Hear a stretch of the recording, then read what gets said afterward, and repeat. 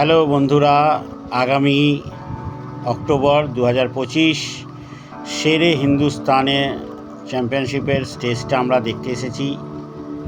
মনে হচ্ছে এটা সবার পছন্দ হবে, আশা করি।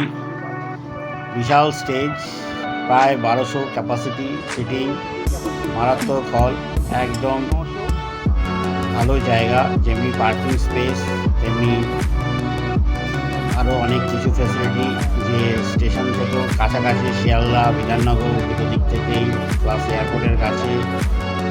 এখানে ন্যাশনাল ইন্টারন্যাশনাল যে কোনো ধরনের খেলাই করানো সম্ভব।